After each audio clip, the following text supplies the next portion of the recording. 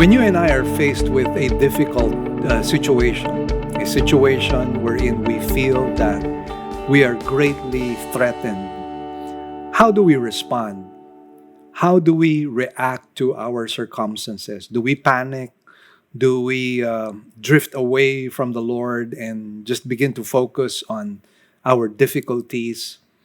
Well, I think we can draw a lesson from David himself in one of the Psalms that he had written in Psalm 34.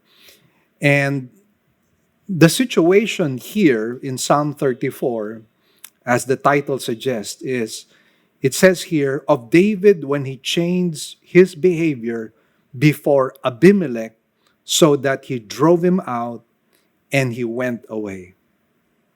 So this was a situation whereby David was somehow threatened, and he was responding and reacting in a way to somehow preserve his life.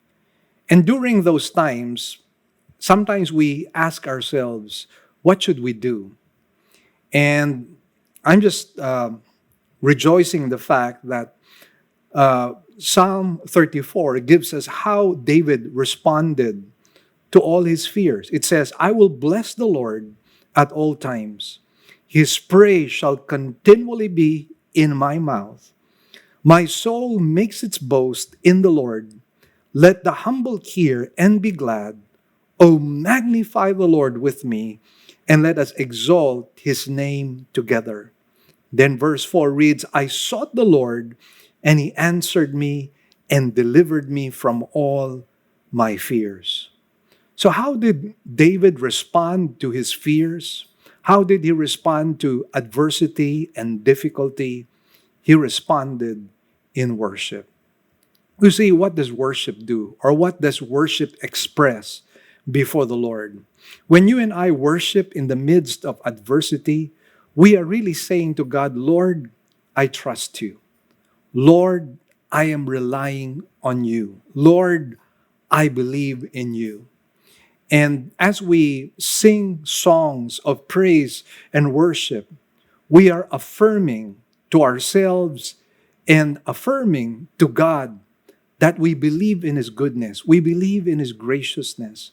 We believe in his faithfulness. We believe in his love. And that is what worship brings on the table. It's not just something that we are obligated to do before the Lord, and we are obligated to do that. It is a matter of duty. It is a matter of privilege. But at the same time, worship does something in our hearts. It changes our perspective. It makes us see God for who he really is. That he is great, that he is powerful, and that our problems are really minute. Our problems are really nothing in comparison to the greatness of this almighty God that we serve. And that is why it results in a countenance that projects faith and hope.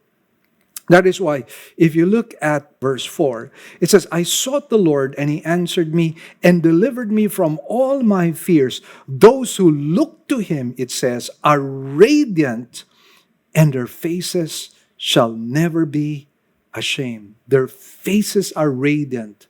The countenance changes. The perspective changes. Our worldview changes.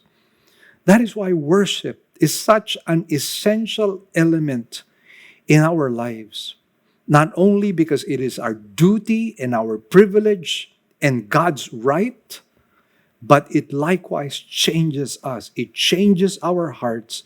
It changes our minds. And so let's worship the Lord once again this wonderful Sunday morning. Let's rise from our seats and let's sing our songs to the Lord.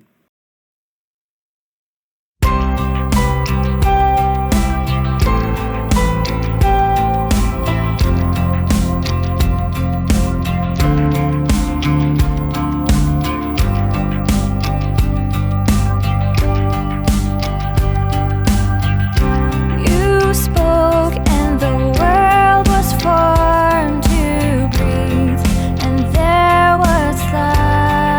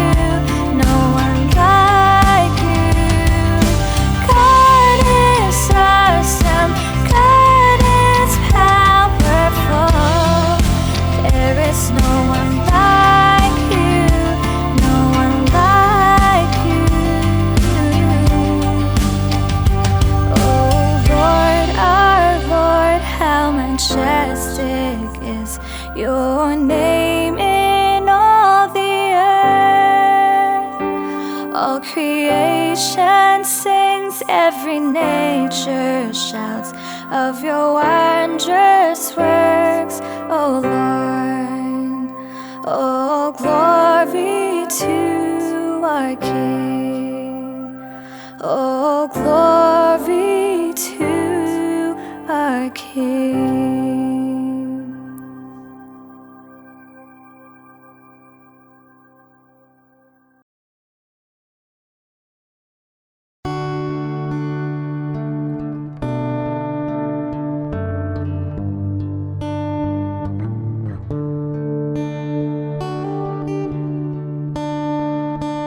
Be thou my vision, O Lord of my heart.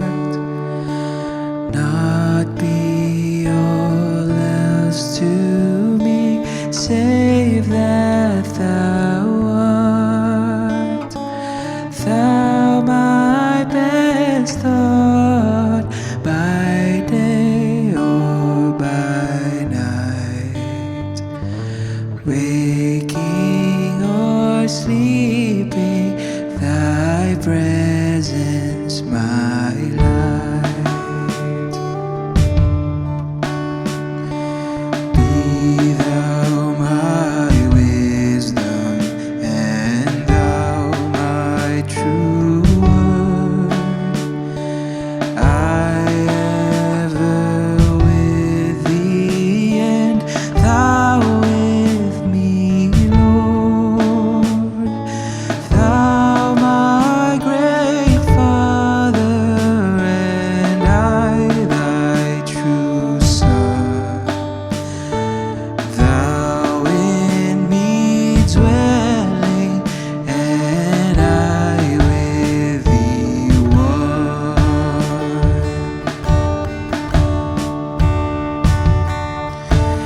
Riches I eat not, nor man's empty praise. Thou mine inheritance, now and always. Thou and thou only, first in my heart. O King of glory, my treasure thou art.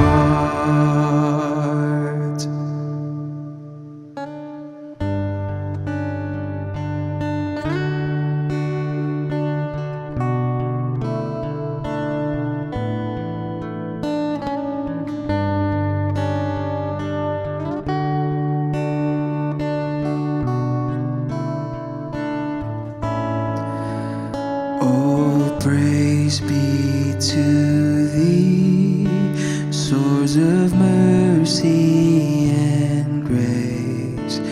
All praise be to thee, wisdom, power, and thanks. All praise be to thee, for your love never fails. All praise be to thee, the beginning and end. All praise be to thee, source of mercy and grace. All praise be to thee, wisdom, power, and thanks. All praise be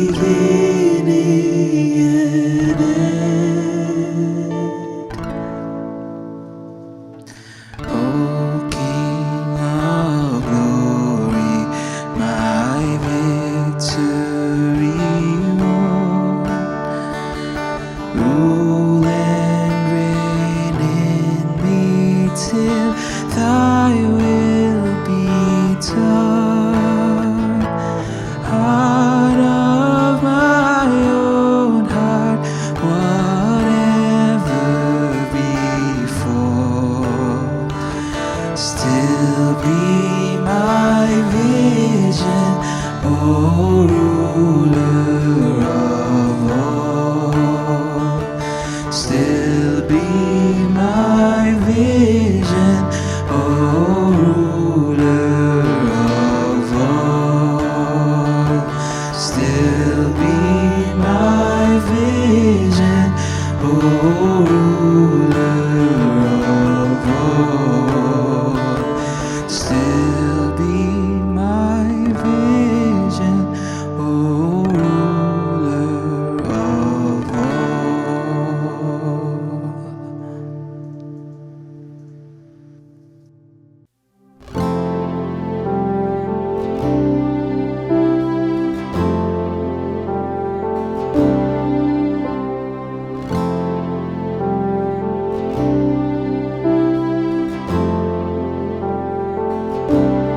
Blessed assurance, Jesus is mine. Oh, what a foretaste of glory divine, heir of salvation, purchase of God, born of His Spirit, washed in His blood. This is my story, this is my song, praising my Savior all the day long.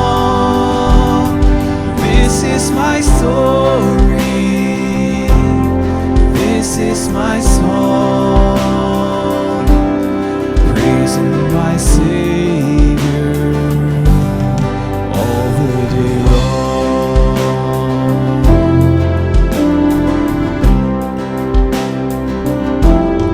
Perfect submission, perfect delight, visions of rapture now burst on my side. Angels descending, bring from above echoes of mercy, whispers of love. This is my story, this is my song, praising my Savior all the day long. This is my story, this is my song, praising my Savior all the day long.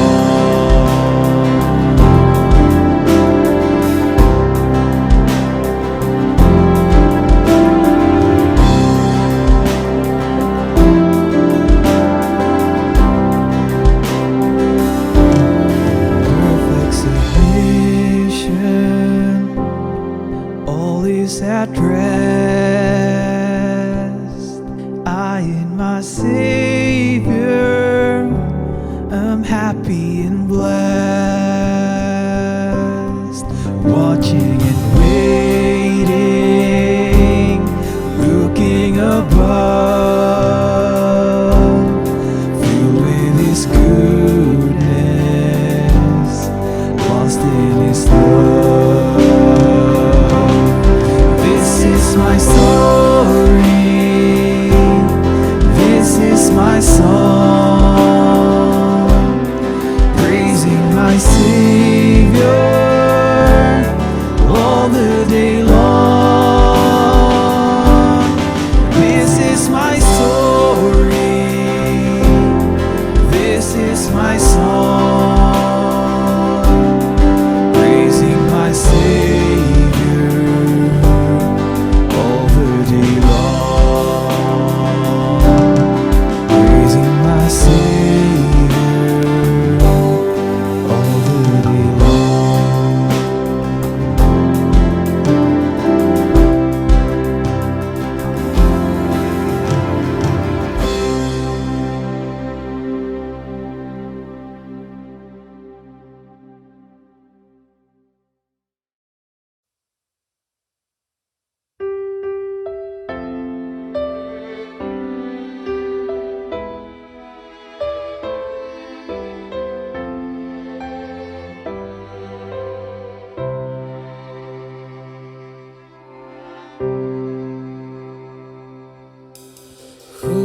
is like the Lord God Almighty, who spoke the earth and all the heavens speak?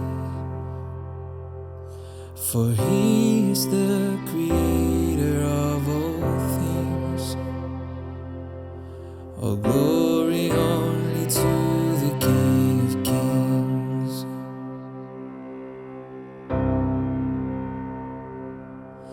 The sun is set to rise upon the east.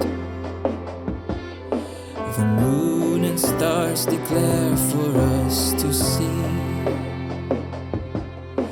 the beauty of the Lord to us revealed.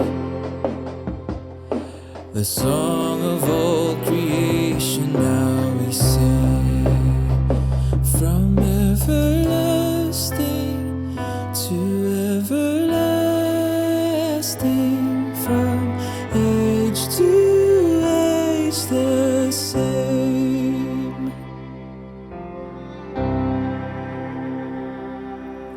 For God so loved the world, he sent his Son. The Word made flesh and lived to overcome. Crucified to set the captives free. Rose again to render sin's defeat. Jesus Christ, the resurrected King. Now death no longer has its grip on me. Now death no longer has its grip on me. From everlasting to everlasting, from age to age the same. From everlasting to everlasting, from age to age the same.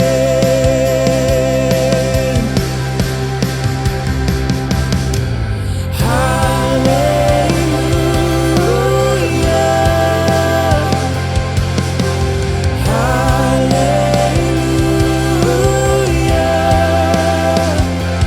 The beginning and the end.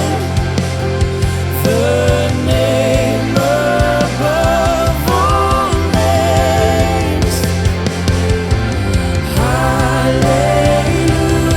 Hallelujah.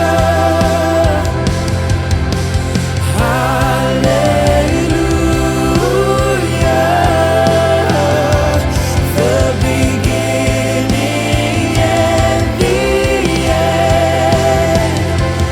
The name above all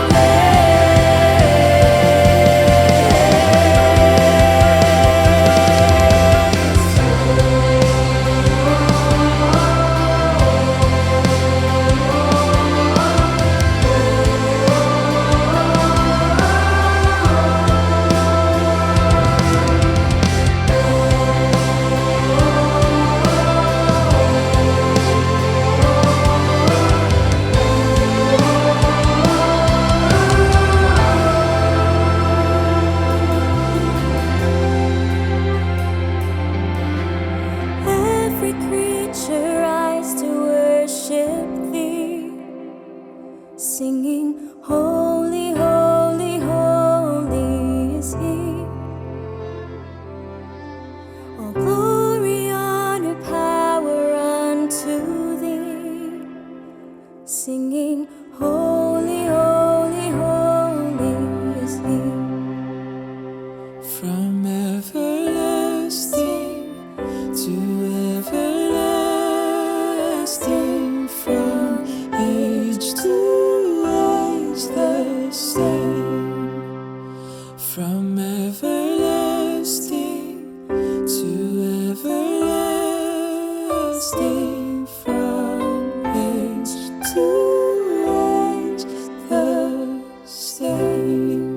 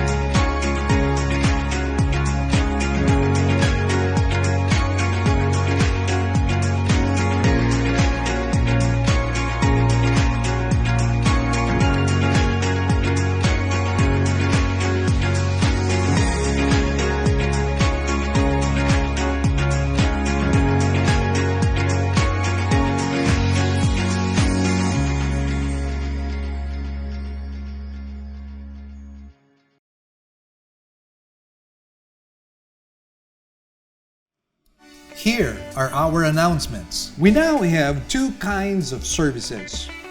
We will still have our virtual services for majority of our members through our Facebook page, Living Word Christian Churches of Cebu International Incorporated, and our website, www.livingword.ph, and our YouTube channel to view our services. We enjoin you to watch the coverage of our service every Sunday at 9 o'clock in the morning. Our sermon can also be heard over DYFR FM 98.7 every Saturday and Sunday at 8 p.m. Good news, brothers and sisters, Enough is Enough is making a comeback in our church right now. And we are selling it again at 275 pesos here in our church. And you can get a copy right now and share it among your friends. We have great news. We are happy to announce that we now have our very own Living Word online bookstore. Your favorite Living Word discipleship materials are now available for download straight to your devices. For a very minimal fee of 100 pesos only, you can now avail of the electronic copies in PDF format. Our Ephesians Volume 1 and Volume 2 are ready for your download.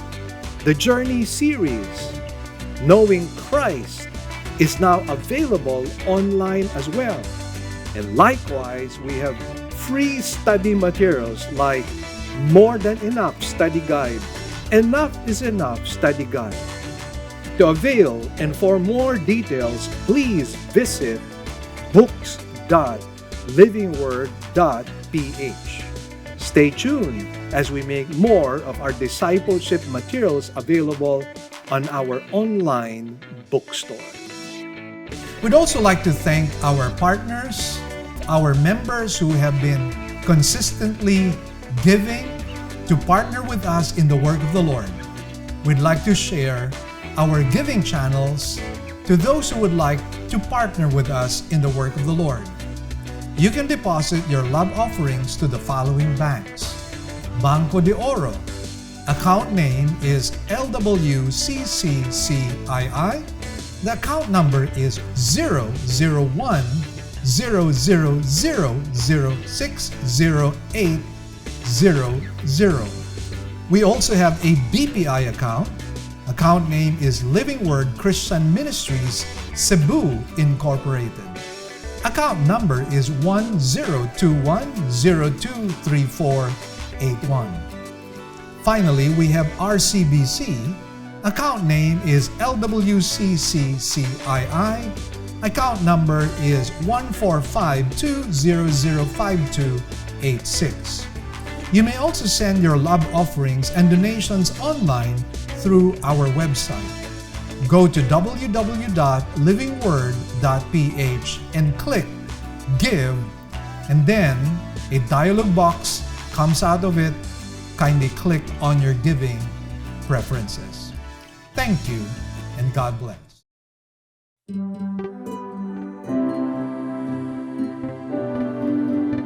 The title of today's sermon is Round 2, Satan's Flawed Counterpunch. We will take our text from Matthew 4, verses 5 to 7. Shall we rise from our seats and let's read together this passage? Then the devil took him into the holy city and had him stand on the pinnacle of the temple and said to him, If you are the Son of God, throw yourself down, for it is written, He will command His angels concerning you, and on their hands they will bear you up, so that you will not strike your foot against a stone.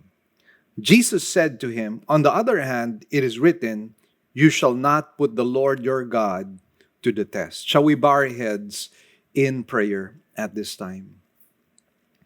Heavenly Father, we thank you and bless you, O God, that we belong to your family, that we belong to your household. And being part of your household, Lord, we have been blessed with every spiritual blessing. And because of our union in Christ, Lord, we receive favor upon favor, grace upon grace. And indeed, Lord, we are grateful. We thank you, Lord, for your faithfulness to us. And we thank you, Lord, that through the blood of Jesus Christ, we are accepted in the Beloved. And therefore, we rejoice because of this free access that we have into your throne. Lord, once again, we thank you for this time that we could study your word. Illumine our minds, O God. Allow us to see the scriptures as it is taught to us by your Spirit. Lord, we give you thanks and praise. In Jesus' blessed name we pray. Amen and amen. In the previous sermon, of course, we saw that the Lord Jesus Christ won round one, or what we would call the first test. And so he passed the test with flying colors. And as we mentioned in the conclusion of our study, we said that Satan still had a few tricks in his bag. And therefore, we find that he is relentless and he continues on in tempting the Lord Jesus Christ. So today, we will be having a look at round two of the test. And what we see here is a change of tactics. And the reason why he changes tactics is obviously because he did not succeed in the first one.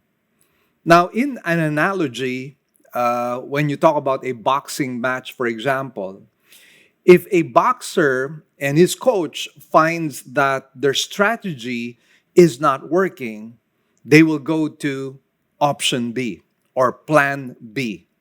And that's how boxers and coaches work. When a strategy does not work, then they go to their other strategies and their other methods. And this is exactly what we see in the case of Satan. And that is why we believers are to be wary as well, because we cannot put Satan's temptations in a box. I mean, he has a myriad of ways by which he tempts us.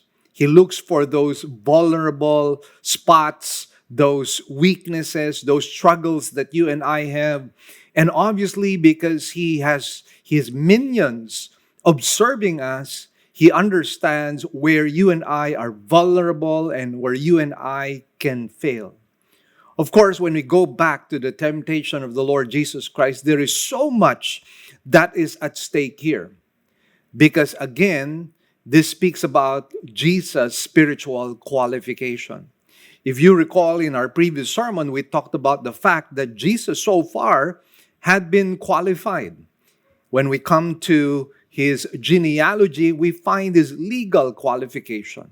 When we go to chapter 2, we find all the fulfillment of Old Testament prophecy, and that speaks about Jesus' prophetic qualification. And then in chapter 3, we saw the three witnesses, the witness of John the Baptist, the witness of God the Father, and God the Holy Spirit. And we know that based on Old Testament scriptures, the Bible says that a fact is confirmed by 2 or 3 credible witnesses. So far, so good, insofar as the first 3 chapters are concerned. And now, chapter 4 presents a new challenge. And we find here Jesus being challenged by Satan insofar as his spiritual qualification was concerned. Remember, what was at stake here is that Jesus had to prove that he was sinless and he was spotless. The moment Jesus fails in any possible way whereby he becomes independent of the will of the Father, he is therefore disqualified.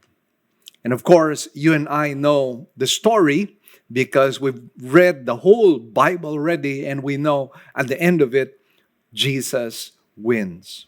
But of course, we have to backtrack and try to study how Jesus overcame these temptations, because it is likewise instructive for us, because we too are tempted, because Satan knows that we represent the body of Christ. Jesus is the head, we are the body. And he knows that we would likewise extend the work of Jesus Christ in our day and time. And that being the case, Satan is threatened, and therefore he wants to destroy us as well. He wants us to be disqualified. And how will he do that? By tempting us, by baiting us, by sending fiery darts against us. And he hopes to cause us to fail through his wily schemes. And when that happens, obviously our testimony gets tainted, and we lose our credibility, we lose our integrity, and therefore we also lose our voice. And we do not want that to happen. But then again, we go back to our main theme, the big picture, the spiritual qualification of Jesus Christ. Now, the question, of course, is, can Satan outsmart the Lord Jesus Christ? And the answer to that is, nah, he will not be able to outwit the Lord Jesus Christ, because Jesus is the living Word. And so let's go into a simple sermon outflow. Well, in the second temptation, which is round 2, what do we discover?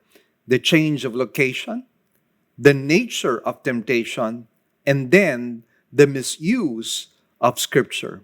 And this we find, of course, in Matthew chapter 4, verse 5, and also verse 6. Now, we go likewise to Jesus' second round of victory. But first of all, in the first point, you find change of location, nature of temptation, and misuse of Scripture. And in Jesus' second round of victory, we find the proper use of Scripture. And of course, we find that in verse 7.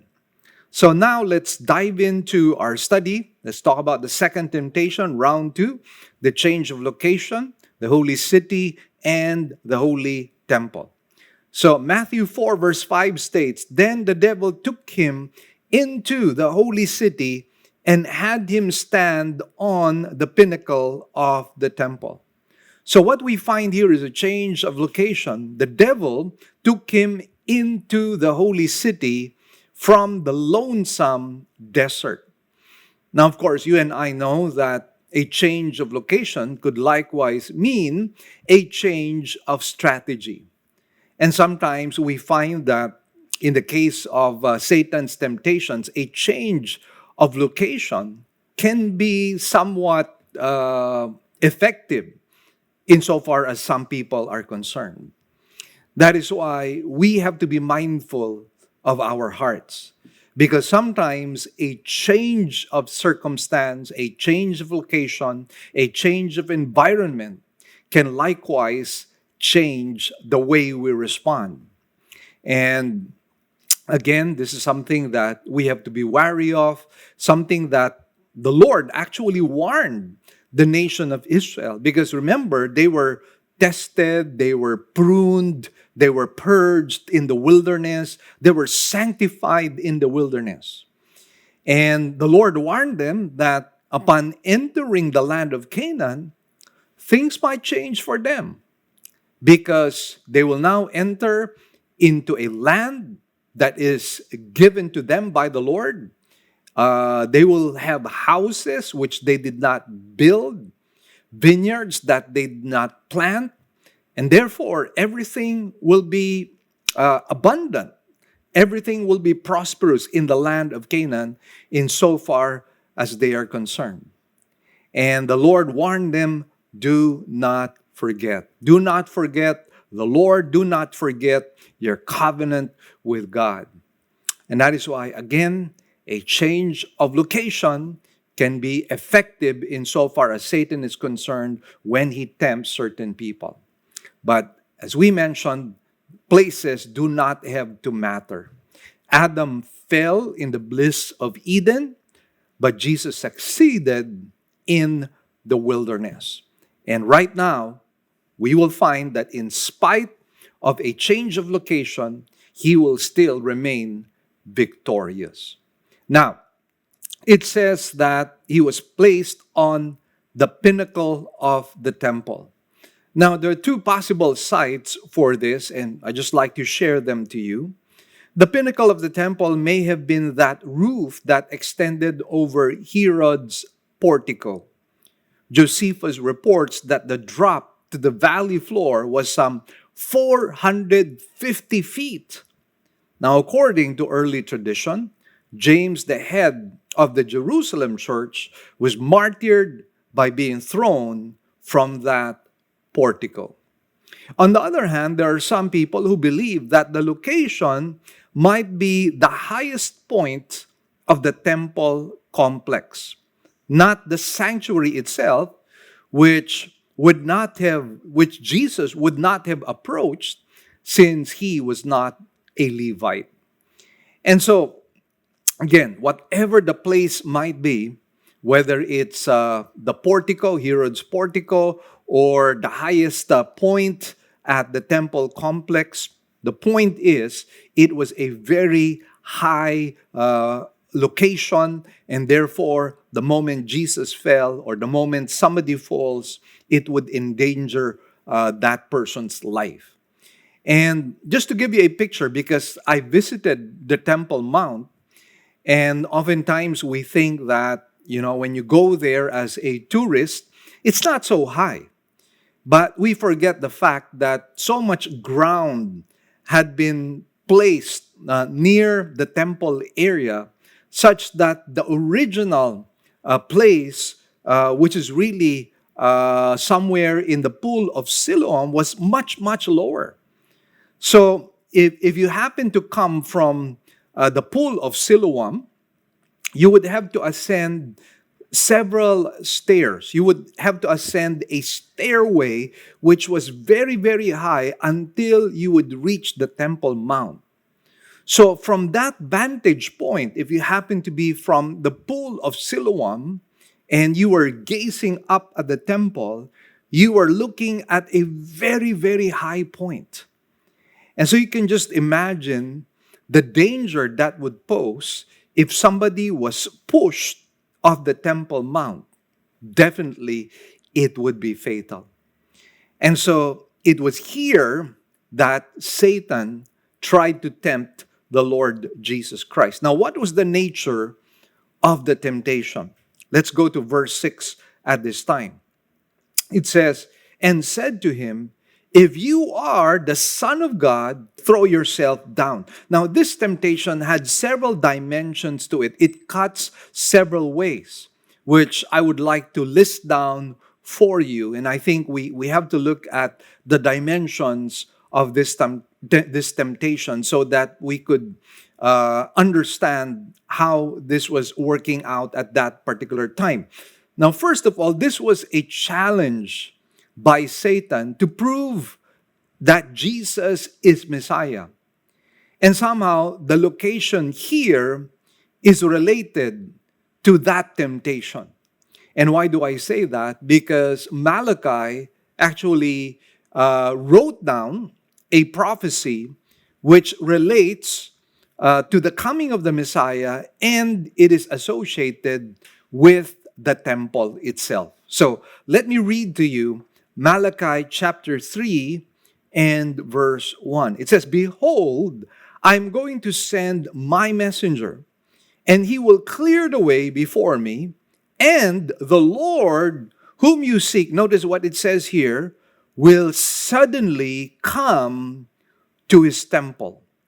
And the messenger of the covenant in whom you delight, behold, he is coming, says the Lord of hosts." Now, obviously, what does this tell us? It obviously tells us that Satan read the Bible. He knows the whole Bible. And therefore, he understood that Malachi was prophesying about the Messiah, and this prophecy was likewise associated with the temple. And this is probably the main reason why Satan brings the Lord Jesus Christ into this location. Somehow, again, the point here is that Jesus, I've read the prophecy, and so if you are really the Messiah, then prove to me that you are the Messiah and do something spectacular. Do something that will catch the attention of people so that they would know that you are the Messiah. And so here we find that there were false messiahs actually who tried to use this verse to prove themselves as the Messiah. Allow me to cite a few instances in history whereby these false messiahs tried to prove themselves as the real ones. And again, it's all associated with the temple as well. There was a man, for example, named Theudas, who led a group of people from the temple to the Jordan River. And he promised to split the waters. After he failed, obviously, no one listened to him anymore. But then again, notice the association with the temple. Now, there was also an Egyptian pretender who claimed that he would lay flat the walls of Jerusalem. And again, of course, this included the Temple Mount, which of course he was not able to do. And then likewise, there is this tradition which holds that Simon the magician tried the very feat which Satan tempted Jesus, jumping off the top of the temple, for which he lost his life. So once again, the nature of the temptation here was really Satan was saying, prove yourself to be the Messiah of Israel. And of course, what he was appealing to here, the kind of temptation he was appealing to here, was the pride of life. And oftentimes, isn't that how Satan tempts us? Satan tells us that we need to prove ourselves to people. We need to show ourselves strong or courageous or this kind of a person or having this character or having these attributes. But then again, the appeal, the temptation obviously is wrong. Because when that happens, what are we seeking? What are we seeking for? We are seeking the approval of men. And this was the pitfall by which many of the Sadducees and Pharisees fell.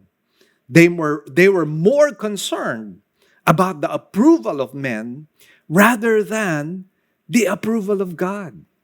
And I think this is a lesson that we can glean from this, an application we can glean from this particular passage of Scripture.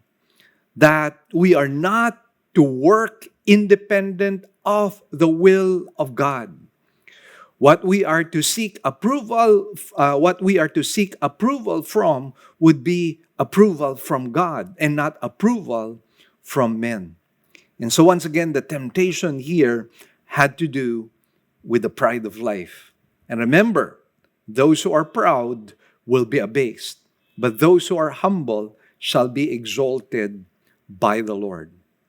Now, the second thing that I'd like to note here was that this was a challenge to walk independent of God's will, which, as I mentioned to you, falls within the category of the pride of life. And oftentimes, that is the nature of temptation. Our will over God's will. Our choice over God's choice. Our aspirations over God's aspirations. Our ambitions over God's ambitions. And we need to be very careful. Remember what Paul said, it is no longer I who live, but it is Christ who lives in me.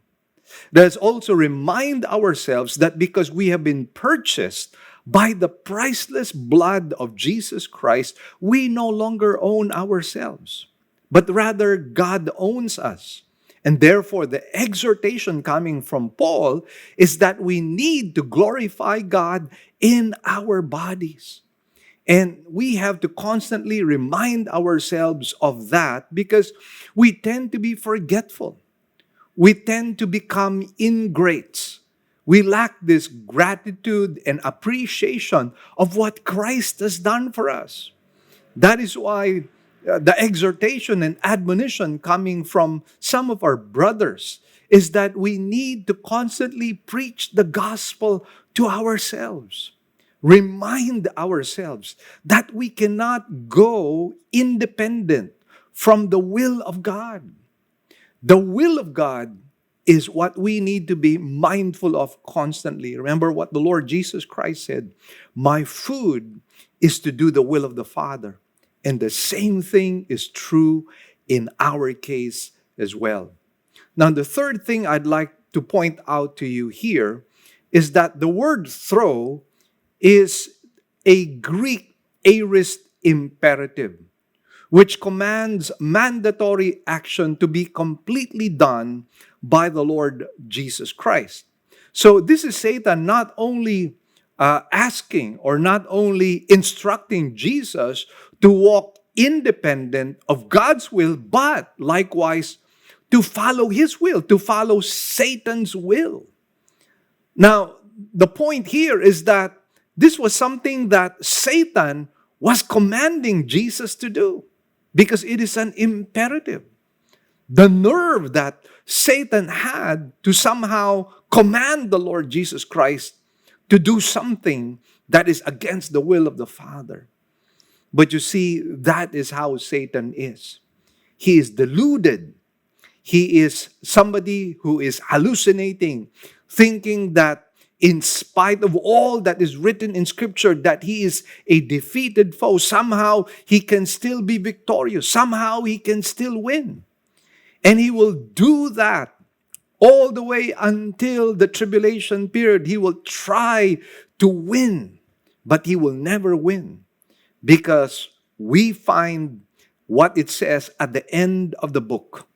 And at the end of the book, it says that God remains victorious. And that's why, again, we have to be mindful of this. We have to remind ourselves that we belong to the winning team. We're supposed to be victors and not victims. But Satan, as we very well know, is relentless and he will try to pull us down. He will try to destroy us. And that is why we have to be constantly on the alert. Now, we find here the misuse of Scripture by Satan in verse 6. It says here, "And said to him, If you are the Son of God, throw yourself down, for it is written, He will command His angels concerning you, and on their hands they will bear you up, so that you will not strike your foot against a stone." Now, this temptation smacks of twisting the Scriptures. And what you and I discover here is that Satan was trying to put the Lord to a test as to whether he would fulfill a promise as found in Psalm 91, verses 11 and 12. Satan wanted to test the integrity of God. And once again, what do you and I discover here? Satan is quoting from Scripture. That is why if you think that Satan does not know the Bible, he knows the Bible enough to be able to twist it. And that is why there are various groups which we might call as pseudo-Christian groups. They have the appearance of being Christian because their teachings seemingly come from the Bible. However, upon closer examination, what do you and I discover? We discover that Scripture had been twisted, or Scripture had been removed out of its settings or out of its context. And therefore, it brings out a different meaning or a different interpretation. And that's why we find that various groups can argue from the same Bible. And the question, of course, that we have to ask ourselves is, who is speaking the truth? And the truth can only be gleaned the moment you and I look at the entire context of a particular passage. Because if we do not look at the context of an entire passage or a verse of scripture, what is happened is we can make it or we can interpret it the way we want it. We can read into scripture our own interpretations, and that is called ICGCs. And that's why we have to be very careful. Anybody can prove anything from the scriptures. Even atheists can actually use the Bible to prove their point. Because, for example, in one of the Psalms, it says, there is no God. But if you really look at the context, the entire context of that, it says, the fool has said in his heart that there is no God. But you see, we can fragment the scriptures. We can select certain verses of scripture and twist it. And Satan is the master twister of scripture. And that is why, again, this tells us we have to study the Word of God really well. We have to be grounded in solid doctrine. A lot of people are afraid to study doctrine. Doctrine simply means teaching. And the scriptures are full of the teaching of God. And as believers in Christ, we are obligated to study the Word of God, to meditate on it. Because in the Word of God, on the Word of God hinges our own spirituality. And that is why, again, I encourage people to really educate themselves, to really grow in their understanding of scriptures. And this is the reason why in our own church, we have placed a premium on biblical literacy. This is the reason why we have our own Bible school, International Bible Institute. This is the reason why we have small group materials.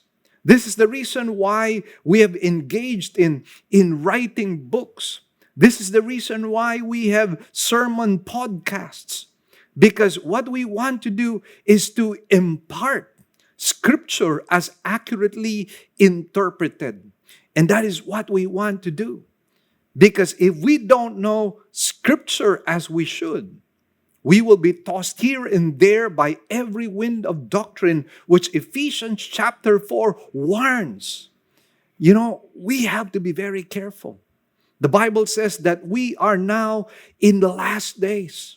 And because we are in the last days, a lot of doctrines of demons would be presented to us. And if we're not careful, we might think that we are standing on solid ground. We're standing on the Word of God. But the question is it the proper interpretation of Scripture? And so, again, this is the problem. Now, Satan's temptation was actually presumptuous because this was a general promise and not a specific promise. And sometimes we do not make that distinction. Oftentimes we go into scripture, we claim certain promises, but sometimes we don't know who these promises were addressed to. For example, we cannot claim the promises that were given to Israel, for example. We cannot do that. Those promises are given to that nation. And therefore, to claim those promises that do not belong to us believers or those of us who are in the church is really being presumptuous. For example, I hear a lot of believers saying that we should be the head and not the tail. And they quote passages of scripture from the book of Deuteronomy, again, not realizing that this was a promise to God. Or rather, this was a promise by God to the nation of Israel.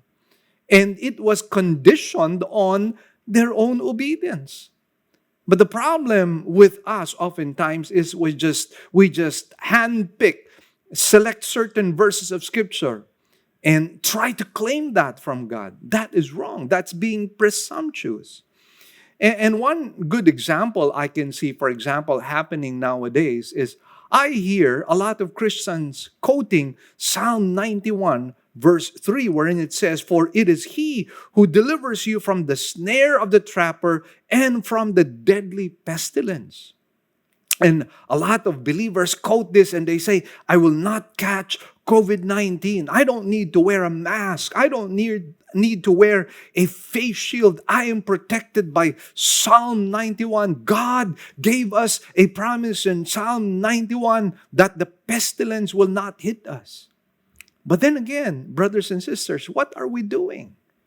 We're looking into a general promise of God. We're looking into a general principle, and we're trying to apply it personally to us. The question is, are we aware of God's specific will for us? Sometimes God's will for us is not to live, but God's will for us is to die. And of course, I do not mean to take lightly what you and I are going through. But then again, sometimes our problem is we're not mindful of the will of God. Paul was constantly mindful of the will of God. In Philippians chapter 1, he says, "Whether I live or die, it didn't really matter to him." Because he said that if he would live, that would mean more work, more opportunities for the gospel. If he would die, then it would be so much better for him because he would enter the portals of heaven. But you will notice that he was not presumptuous. He was submitted to the will of God. And oftentimes our problem is that we just pick verses of Scripture and try to apply it in our lives. The question is, does it specifically apply to us?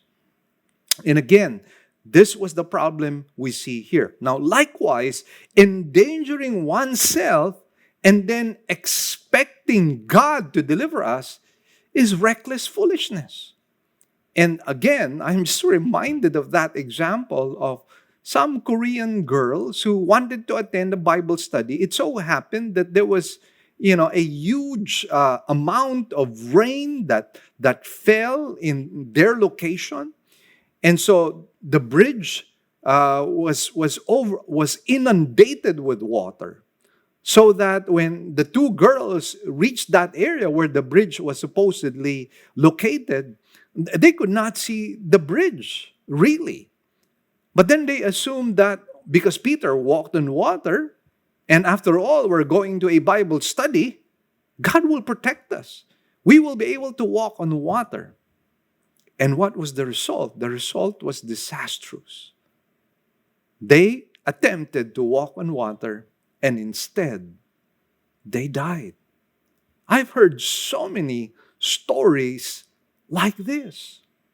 I know of a man who was in a hospital bed, and of course because he was in the ICU, he had a tube, and he had all these injections on him, and he tried to take out all the equipment, and the result of that was immediate death.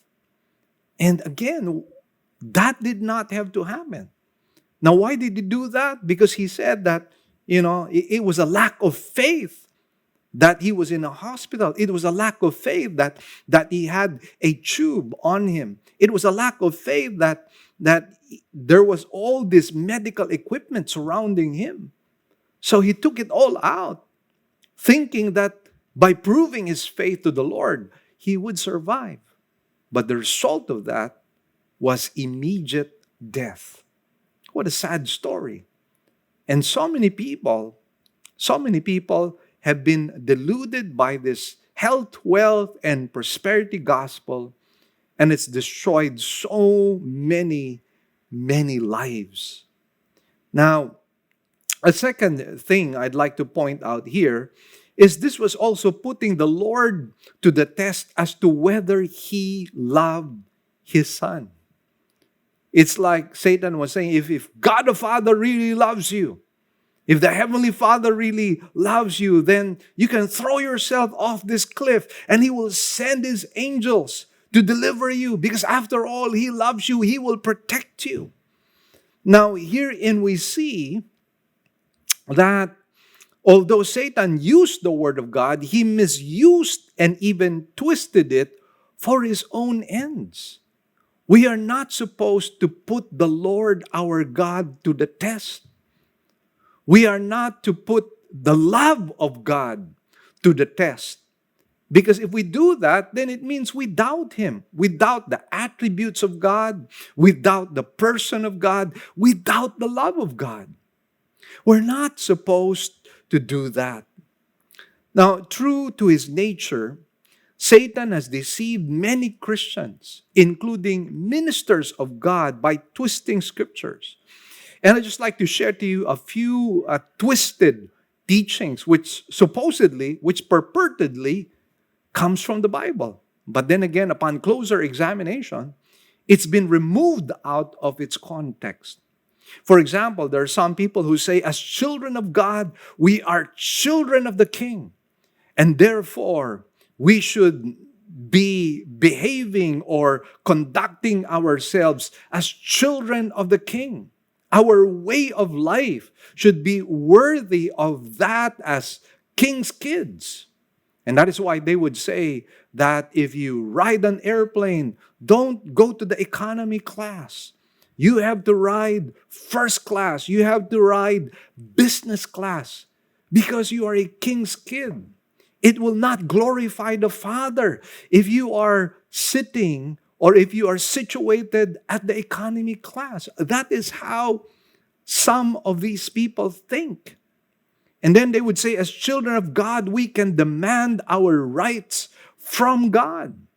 See, the problem is a failure to recognize the fact that we are children of God, not because of our own righteousness, not because we are deserving, not because we are entitled, but we are children of God by virtue of His grace. And therefore, it doesn't change the fact that we are undeserving sinners. Oftentimes, Paul would call himself a doulos, a servant of God, a slave of God. And that's what you and I are. We are servants of the living God. And as servants of the living God, we follow the bidding of the Lord. Yes, we are children of the King.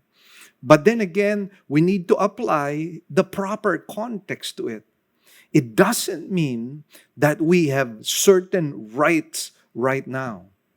And that is why when I hear these people pray, it's as if they treat God like a vending machine. It's like, put this prayer petition like a coin in a vending machine and they expect an answer right away. And they start raising their fists against God when God doesn't move according to their own timetable. Again, it's really sad. Now, some people say that we are redeemed by the curse of the law, and one of the curses of the law is poverty, and therefore we can rebuke poverty. I recall listening to one preacher in a particular conference, and this is what he said. He said that poverty does not glorify God.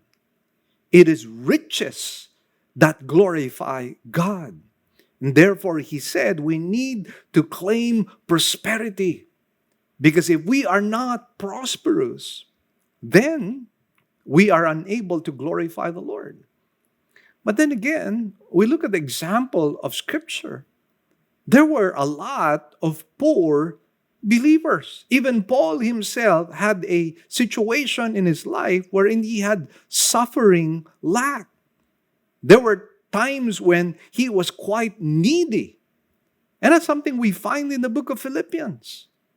And unfortunately, some people seem to turn a blind eye to these verses of Scripture. We cannot be selective when it comes to the Bible.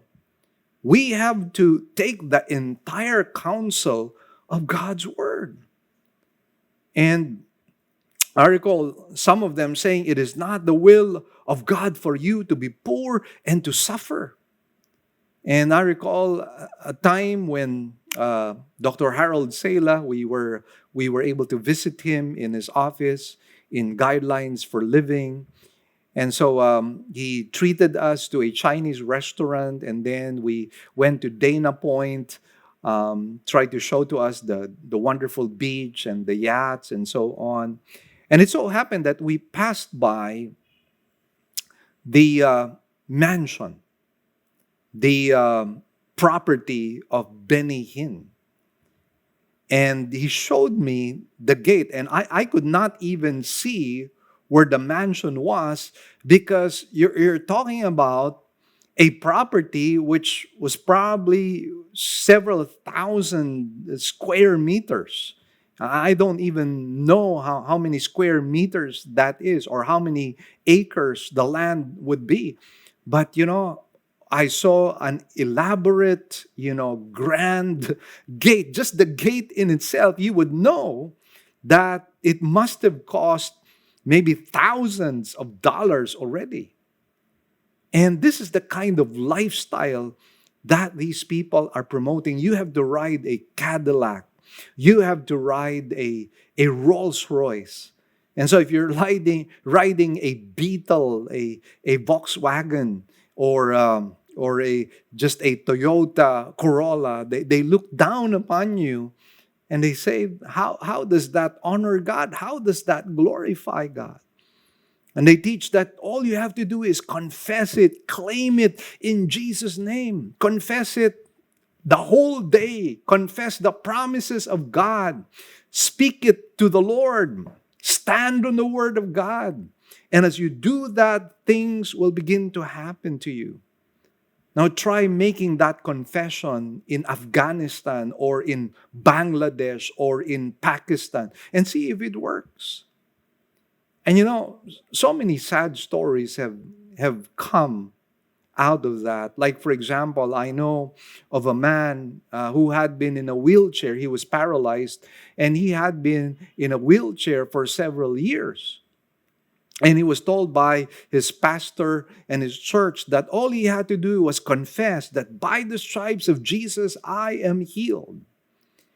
And the problem was, after 2 years, after all that confession, he remained paralyzed. He was still on his wheelchair.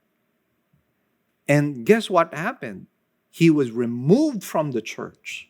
Why? Because he did not have enough faith. Because he was not healed. What a sad story. But that's exactly what happens when you twist the scriptures. They will tell you, open your mouth wide and God will fill it. Teachings like this, we just have to be very careful. We have to look at the context of Scripture. Now, just to belabor the point, because I'm sharing this because I know that these are modern day issues that you and I are battling with. And therefore, I just like to belabor my point a little bit on this issue. Here's a question. What is the difference between a prayer of faith and a presumptuous prayer? Well, here would be the differences. A prayer of faith does not demand, but submits to the will of God. A prayer of faith does not demand, but it submits to the will of God. Look at the spirit of the Lord Jesus Christ in the Garden of Gethsemane. Now that's the Son of God himself. But notice how he prays. He prays, Lord, if it be possible, let this cup pass from me, but not my will, but your will be done. Humility, not demanding. Second, a prayer of faith comes from a humble heart that trusts in the generosity and graciousness of God. A prayer of presumption, however, thinks that answers to prayers are one's rights. Remember what I had mentioned to you a while ago? Some people think that, certain things are their own right. They have the right to healing. They have the right to prosperity. They have the right to abundance. They have the right to become a millionaire. They have the right to ride first class or business class. They think it's their right. Now, a prayer of faith understands that God is gracious and generous, but He will only commit Himself to whatever we need, not what we want. Because a lot of people have misinterpreted scriptures. The Bible is very clear that He will supply our needs, not our wants. We have to be very careful again. Now, a prayer of faith also listens to the specific will of God rather than claiming general promises. And sometimes that's what happens, most especially when we look at the book of Psalms and the book of Proverbs.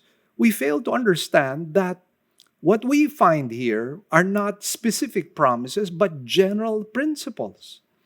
And therefore, it doesn't necessarily work out that whatever is written down in the book of Proverbs or in the book of Psalms will necessarily happen to us. Like what I mentioned to you, Psalm 91. Some people have been claiming that. And even not going through vaccination, for example, because they think that, well, the blood of Jesus protects me. And I'm saddened by the fact that there are some believers who have succumbed to COVID-19 because of presumption. And here's another thing. A prayer of faith is not manufactured, but originates from God's throne. See, oftentimes we think that faith is something that we can manufacture. That's the reason for this confession movement. The confession movement is you just have to repeat verses of Scripture. For example, greater is He that is in me than he that is in the world. And then you just keep on confessing that again and again and again and again and again.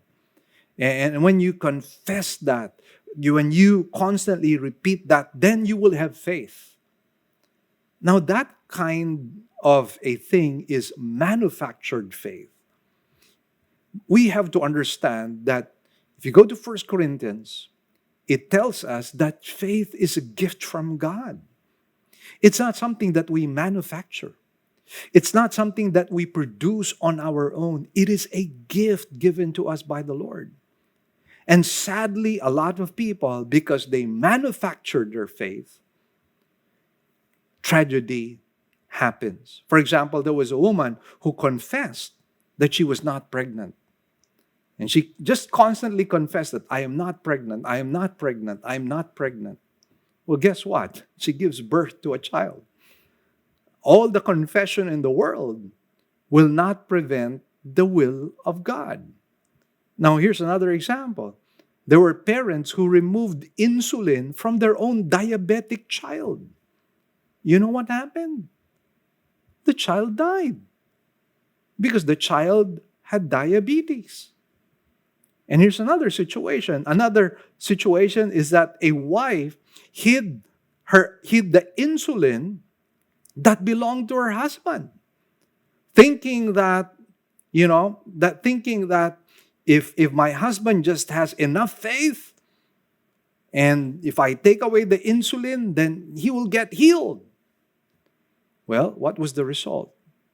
She ended up being guilty of manslaughter, and she lands in prison. What a sad story. So many tragic stories because of this presumptuous faith. It is not real faith. It is not genuine faith. That is why it is very important to study and interpret the Bible as a whole rather than fragmenting it into tiny pieces. Do not isolate verses of Scripture. Verses of Scripture are never isolated, because the moment we isolate it, we are bound to misinterpret it. And we thank God, of course, that Jesus knew His Bible, and why would He not? He is the living Word. So let's talk about Jesus' second round of victory as He properly used Scripture in verse 7. It says, Jesus said to him, on the other hand, it is written, you shall not put the Lord your God to the test. Now, the word test means to prove thoroughly or to find out by testing. And what Jesus was saying by quoting that verse of Scripture, he is saying that to test God is to doubt God. And testing is not trusting. We have to remind ourselves what Hebrews chapter 11 verse 6 states, and without faith it is impossible to please him, for he who comes to God must believe that he is, and that he is a rewarder of those who seek him. So again, because Jesus had knowledge of the Scriptures, he could not be deluded by Satan. Jesus had no blind spots.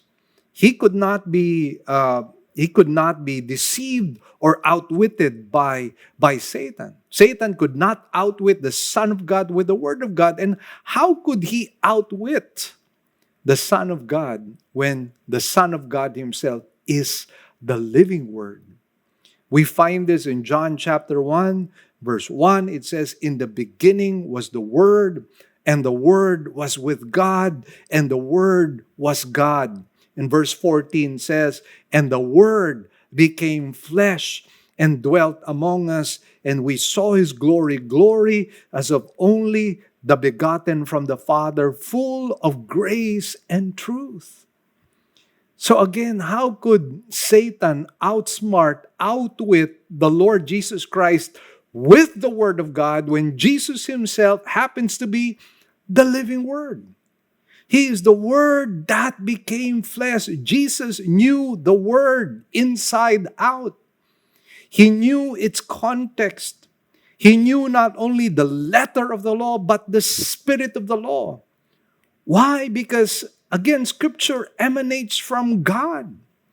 And therefore, Jesus could not be deceived. Jesus knew the Word, and he knew how to apply the Word of God.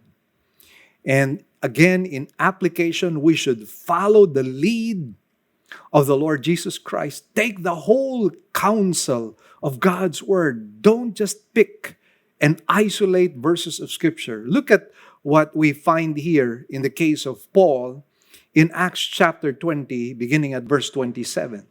It says, "For I did not shrink from declaring to you the whole purpose of God.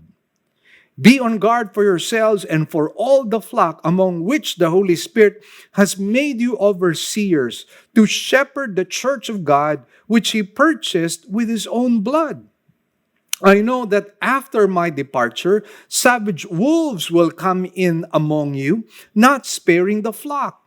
And from among your own selves, men will arise, speaking perverse things to draw away the disciples after them. Therefore, be on the alert, remembering that night and day for a period of 3 years, I did not cease to admonish each one with tears." Now, Paul was talking about a double threat to the church. First of all, he was talking about people who were savage wolves who will try to infiltrate the church, and they will try to teach perverse things. And this has happened so many times, on so many occasions, in so many churches. Some people just come in pretending to be true believers, professing believers, and yet later on you find out they're not really genuine believers. And what do? They teach certain teachings which are not really scriptural at all. They're not biblical. And the problem sometimes with these people is that they can be very persuasive. They can be very charismatic. They can have, charming personalities. And because of that, they can somehow persuade people into believing what they're teaching. And so that is one threat to the church. Another threat is that from among you, Paul was saying, there can be people who can teach perverse things. And so it's not just certain people infiltrating the church. There are some people who are within the church itself, who may start right, but in the end, they will start teaching something that's wrong. And that's exactly my experience in my former church. My former church initially was teaching from Scripture, but eventually it started to drift away from the Word of God. It started to drift away from solid doctrine. It started to drift away from the Great Commission. And that is why I had to part ways with that church. And it happens, brethren. And that is why D. Martin Lloyd-Jones was spot on when he said, just because you start right doesn't mean you will end right. And we've seen so many people who've started the course or the race on the right track, but then they leave that track and they start teaching something else. So the question is, how do we protect ourselves from such threats? And Paul just gives us the answer in verse 27 when he says, "For I did not shrink from declaring to you the whole purpose of God," the whole counsel of God's word. Paul was committed to teach not just portions of Scripture, not just select verses of Scripture, but Paul was committed to preach the whole counsel of God's word.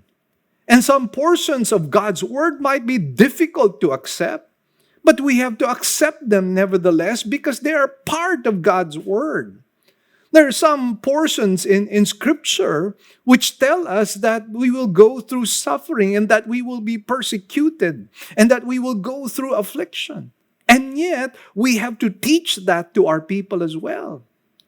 I recall when I attended Together for the Gospel, so one of the preachers, I believe it was C.J. Mahaney, who said that one of the things he does with his people is to prepare them for affliction. Prepare them, for example, for situations like you could get cancer. Because if you do not prepare your people, when suffering takes place, when afflictions take place, they will not be prepared and they will take it against God. And that is the danger of not preaching the whole counsel of God's word. If you're wondering why I do expository preaching verse by verse, and I've done this ever since I began ministry here in Cebu. I've been doing it for 37 years already. Although initially I started topical because I did not know the people that well, eventually I moved into expository preaching. And why did I do that? So that I would not take verses of Scripture out of its context. And by doing that, by doing expository preaching, I can preach the Word of God accurately and truthfully. And it doesn't matter what people say or what people think or whether they approve of it. Because I know some people, they just want to feel good. They want to hear feel-good sermons. And that is why there are some preachers who just, pick verses of Scripture that somehow make people feel spiritually high or they feel, emotionally high. And those are the kinds of preachings you find. I am committed to preach the entire Word of God. Some of it might be pleasant. Some of it might be unpleasant. But it doesn't matter. We need that spiritual diet. We need that spiritual nutrition. Because if we do not receive the complete diet of Scripture, then we will be misled, we will be deceived, we will be deluded, and we will go through tragic situations and we will not know what to do. We will be dumbfounded and we will be lost and we might end up in a hopeless situation. Not because, again, God doesn't provide hope, but because we've messed up the interpretation of Scripture. And this was something that Satan could not do. He could not mess with the Lord Jesus Christ when it came to Scripture, because Jesus knew the Scriptures. He knew the spirit of the law and the letter of the law. So what happens here is round 2 ends with Satan's eyes puffy with the beating that he got from the Lord Jesus Christ.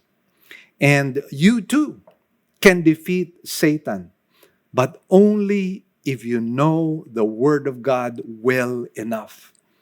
That is why our responsibility is to study the Word of God, meditate on it, chew on it, so that it could provide nourishment to our starving souls. That is the only way you and I can protect ourselves. And so round 2 ends. Jesus once again passes with flying colors, and we likewise learn a lesson that we too, like Jesus, could be victorious over temptation if we know our Scriptures. Let's pray. Heavenly Father, we thank you and bless you for today. Thank you so much, Lord, that you've instructed us once again with your word. Thank you, Lord, because without your word, we would be lost. Without your word, we would be tossed here and there by every wind of doctrine.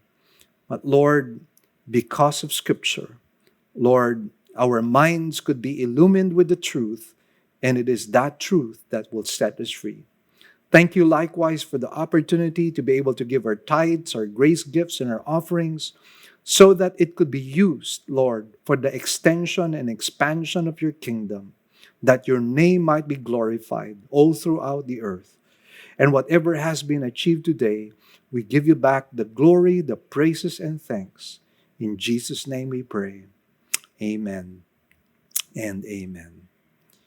Praise the Lord once again. My team, my wife Marie and my son AJ would like to say hi and goodbye. And thank you so much for subscribing to our videos. And for those of you who just listened in or tuned in for the very first time, I'd like to invite you to like our Facebook page as well as our YouTube channel. And don't forget to hit the notification bell so that we could notify you with new videos that we will upload. And by the way, for those of you who are into Spotify, we do have sermon podcasts in Spotify. And we'd like you to check it out as well and subscribe to it as well. And for those of you who are here in our country, the Philippines, or in other parts of the world, and you'd like to find out where our locations are, you can likewise check our website.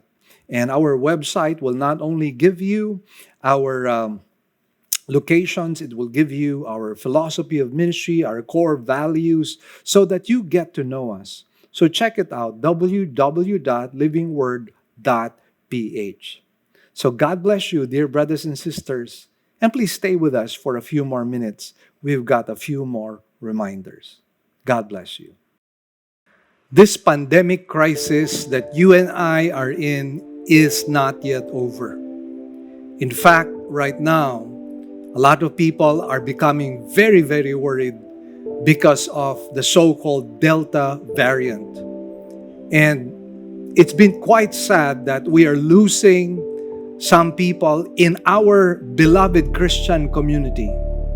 As of this time, here in Cebu, 6 pastors have passed away as a result of COVID-19.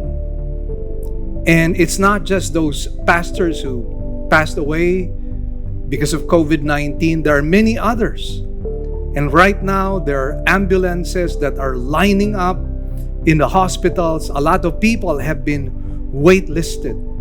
A lot of people have been suffering during these difficult times. And the suffering seems to have no end. Some of us are suffering health-wise. Some of us are suffering economy-wise. Some of us are suffering emotionally. Some of us are suffering socially. So there are many, many reasons why We as a people are going through very difficult challenges. And all the while we thought that this is going to be soon over, but it is not yet over. So the question, of course, that we would like to answer, or rather ask, is where do I find hope? Where do I find consolation and solace for my soul? Well, I have good news for you, brothers and sisters. You and I know that the Bible inspires hope. The Bible inspires faith. The Bible inspires courage. And aside from that, we thank the Lord for literature that is quite helpful. And I'd like to announce to you that I have a brand new book which I wrote together with other authors. And the title of this book is This Season of Grief. And this is all about stories that happened mostly during the time of the pandemic. People losing their homes, people losing their parents, people losing their jobs, people losing their children. And I would say that in the midst of all the crisis that all of the people went through, that I myself went through, I found hope in God. And this book, the seasons of grief, or this season of grief, will be able to provide that. You can buy a copy of this in our church or in any of the OMF bookstores. This is only for 275 pesos. You can order this book. God bless you all.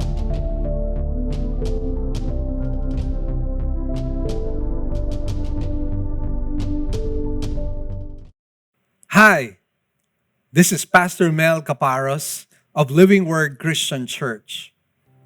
One of the things that I've really been very thankful of, most especially in the past 3 or 4 years, is being part of OMF Lit as an author. OMF Lit is a mighty instrument that God has used to bless not only our own nation, but likewise other nations as well. Through OMF, the Word of God has gone forth in different parts of this world and in different parts of the Philippines.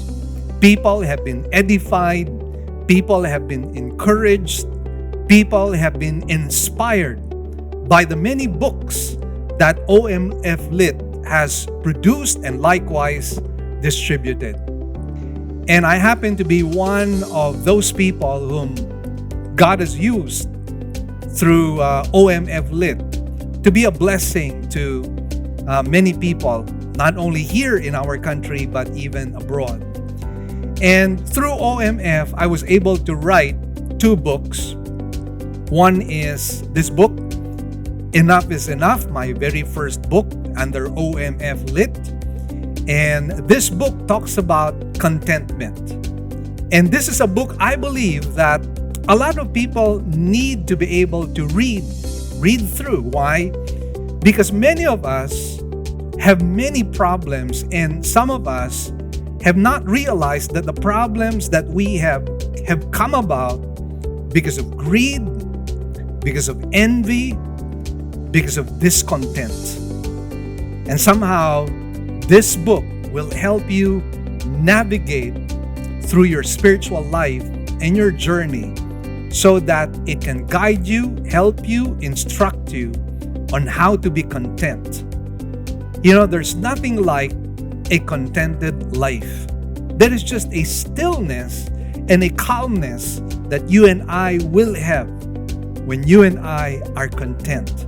We rest in God, we rest in Him, because we know He is all-wise and all-loving.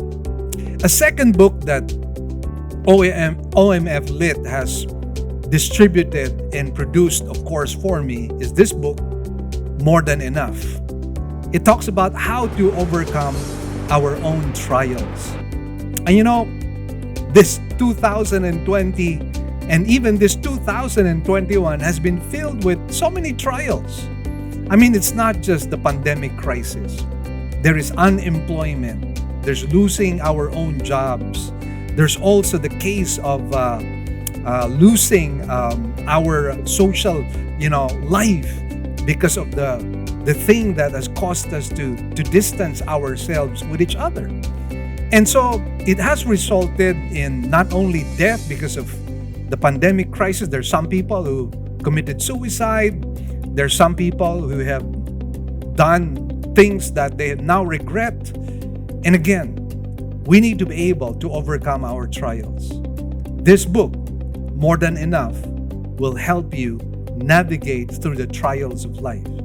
So please do not forget, enough is enough and more than enough.